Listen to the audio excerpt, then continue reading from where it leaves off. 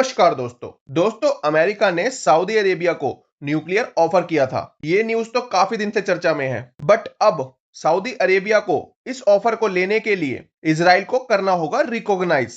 अब आप सोच रहे होंगे कि रिकॉग्नाइज करने से इजराइल को फायदा क्या होगा और अमेरिका ऐसा क्यों चाहता है। दोस्तों, जैसा कि आप देख सकते हैं न्यूज में भी यही है। अमेरिका वांट अगर न्यूक्लियर डील चाहते हैं तो रिकॉग्नाइज करना पड़ेगा इजराइल को। अच्छा, रिकॉग्नाइज करने का किसी कंट्री को क्या मतलब है और इससे एक कंट्री को क्या फायदा होता है, और इजराइल को आज भी रिकॉग्नाइजेशन क्यों नहीं मिलता काफी कंट्रियों के द्वारा। और अगर सऊदी अरेबिया इजराइल को रिकॉग्नाइज कर लेती है तो इससे इजराइल या फिर ट्रंप का क्या फायदा हो सकता है, ये सभी बातें आज की हम वीडियो में डिस्कस करने वाले हैं। मैं हूं यशराज और आपका स्वागत करता हूं डेली अफेयर्स में। चलिए शुरू करते हैं। सबसे पहले समझ लेते हैं हुआ क्या है। अमेरिका और सऊदी की न्यूक्लियर डील पे बातचीत तो काफी दिनों से चल रही थी और इसका अप्रूवल भी आ गया था, बट अचानक से ट्रंप ने रख दी है एक बड़ी शर्त कि अगर सऊदी अरेबिया इस न्यूक्लियर डील को चाहता है तो उसको रिकॉग्नाइजेशन देना पड़ेगा इजराइल को। दोस्तों, जैसा कि यूएन ने सभी कंट्रियों को यूरेनियम एनरिचमेंट करने के लिए सख्त मना किया हुआ है, बट अमेरिका सऊदी अरेबिया को यह परमिशन दे रहा है, जिसकी वजह से सऊदी अरेबिया अपनी कंट्री के लिए एक क्लीन एनर्जी प्रोड्यूस कर पाएगा बिना तेल के। पहले सबको लग रहा था अमेरिका इस डील को सऊदी अरेबिया को ग्रीन एनर्जी डेवलप करने के लिए नहीं दे रहा, बल्कि इसके सीक्रेटली काफी सारे मोटिव निकाले जा रहे हैं। पहले ऑफिशियली समझ लेते हैं इस न्यूक्लियर डील से क्या होने वाला है। इस न्यूक्लियर डील से सऊदी अरेबिया एक सेफ और पीसफुल न्यूक्लियर प्रोग्राम बनाने वाला है, जिससे वो अपनी कंट्री के लिए इलेक्ट्रिसिटी जनरेट करेगा, और जो ऑयल से अपनी इलेक्ट्रिसिटी सऊदी अरेबिया प्रोड्यूस करता है उसको वो मार्केट में रीसेल कर सकता है, जिससे उसका काफी ज्यादा इकोनॉमिक फायदा भी होगा। अब समझ लेते हैं सिविलियन न्यूक्लियर एनर्जी होता क्या है। दोस्तों, इसका सिंपल मतलब है कि यूरेनियम को एनरिच कर एक क्लीन एनर्जी बनाना, बॉम्ब के लिए नहीं बल्कि इलेक्ट्रिसिटी जनरेशन के लिए, और इसका यूज मेडिकल ट्रीटमेंट और रिसर्च के लिए भी किया जाता है।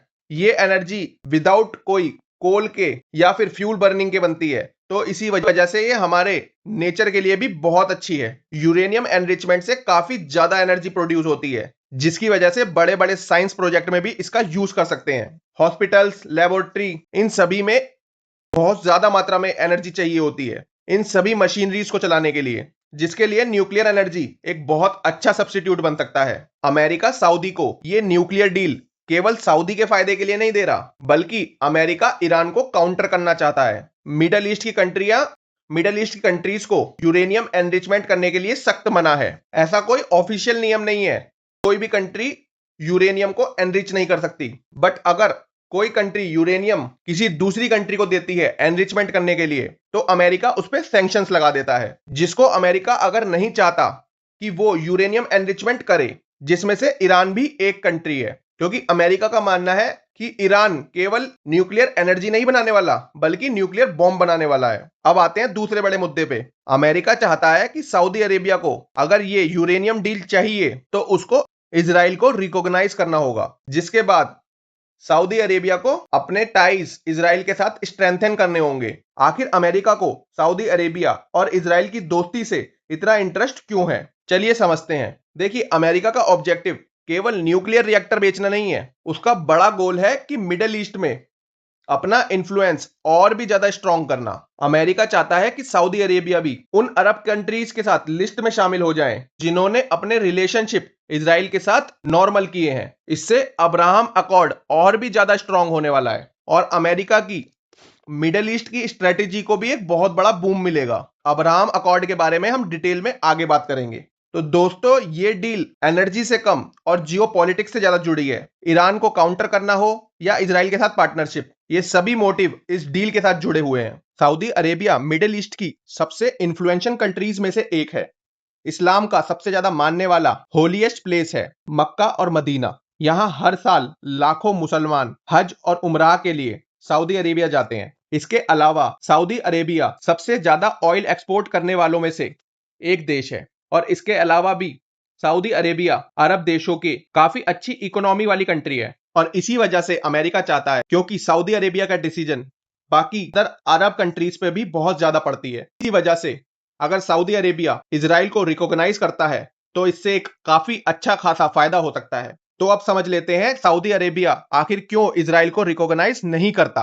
इसका सबसे बड़ा रीजन है फिलिस्तीन।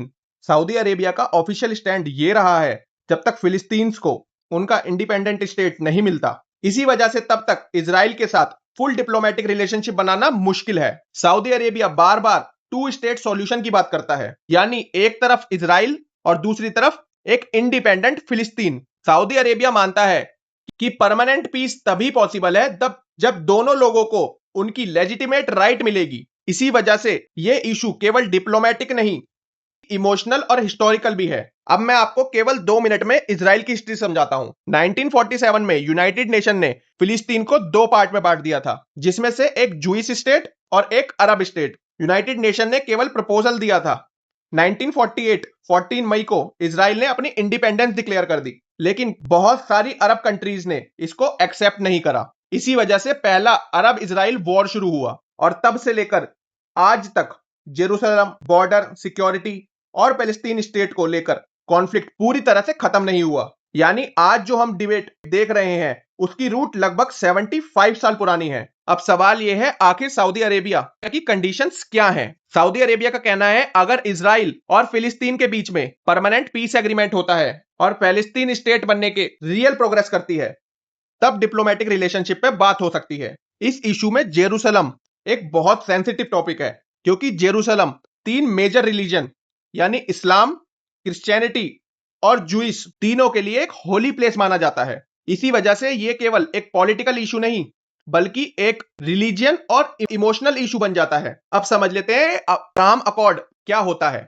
2020 में अमेरिका की मीडिएशन में कुछ अरब कंट्रीज ने इजराइल को रिकॉग्नाइज किया था, जिसमें से यूएई, बहरीन, मोरक्को, स्वीडन, ये कुछ कंट्रियां थी। पहले यूएई ने, उसके बाद फिर बहरीन, उसके बाद फिर मोरक्को और उसके बाद फिर स्वीडन। इनके रिकॉग्नाइजेशन के बाद ट्रेड बढ़ा, टूरिज्म बढ़ा, डायरेक्ट फ्लाइट शुरू हुई और सिक्योरिटी कॉर्पोरेशन भी इंप्रूव हुआ। अब अमेरिका चाहता है कि सऊदी अरेबिया भी इसी लिस्ट में शामिल हो जाए। अगर ऐसा होता है तो मिडिल ईस्ट की पॉलिसी कंप्लीटली बदल जाएगी, क्योंकि सऊदी अरेबिया एक बहुत ज्यादा इन्फ्लुएंशियल कंट्री है मिडल ईस्ट के लिए। अगर इतनी बड़ी इन्फ्लुएंशियल कंट्री इजराइल को रिकॉग्नाइजेशन दे देती है तो इसका असर पूरी दुनिया पे पड़ेगा। मिडिल ईस्ट की काफी सारी कंट्री हैं जो आज भी ऑफिशियली रिकॉग्नाइजेशन नहीं देती इजराइल को, जिसमें से Saudi Arabia, Iran, Iraq, Syria, Yemen, Kuwait, Algeria, Libya.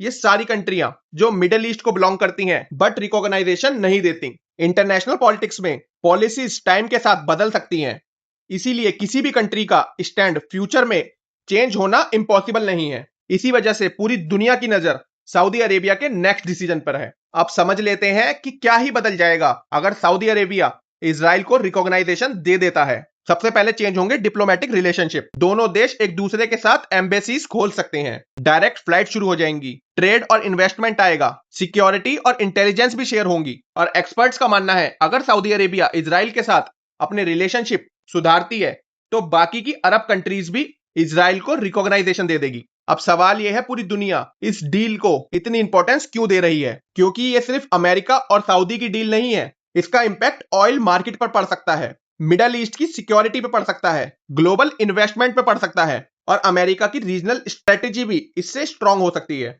केवल इस एक डील से पूरे अरब की जियोपॉलिटिक्स बदल सकती है। अब बात कर लेते हैं क्या क्या चैलेंजेस आ सकते हैं। दोस्तों, हर कोई इस डील से खुश नहीं है। सबसे पहला कंसर्न है न्यूक्लियर सेफ्टी। दूसरा कंसर्न है कहीं इस डील से रीजन में टेंशन ना बढ़ जाए, जिसकी वजह से ईरान की तरफ से पहले ही इतनी ज्यादा इनस्टेबिलिटी है और कहीं ये स्टेबिलिटी और ज्यादा ना बढ़ जाए इस डील की वजह से। तीसरा कंसर्न है इंटरनेशनल मॉनिटरिंग, क्योंकि दुनिया चाहती है न्यूक्लियर टेक्नोलॉजी का यूज पीस पर्पस के लिए हो, वेपन्स के लिए नहीं। इसीलिए IAEA जैसे इंटरनेशनल ऑर्गेनाइजेशन की मॉनिटरिंग और ट्रांसपेरेंसी बहुत इंपॉर्टेंट हो जाती है। ये ऑर्गेनाइजेशन ध्यान रखती है कि न्यूक्लियर एनर्जी का यूज केवल एनर्जी बनाने के लिए हो, ना कि न्यूक्लियर बॉम्ब बनाने के लिए। यानी डील जितनी बड़ी, रिस्पॉन्सिबिलिटी उससे भी ज्यादा बड़ी। तो दोस्तों, मैंने इजराइल की हिस्ट्री, सऊदी अरेबिया का रिकॉग्नाइजेशन इजराइल के लिए, ये सभी बातें बहुत ही सिंपल लैंग्वेज में समझा दी है। अगर आपको भी केवल न्यूज को पढ़ना नहीं बल्कि डिटेल में समझना पसंद है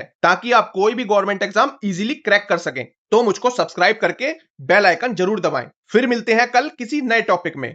गुड बाय फॉर नाउ।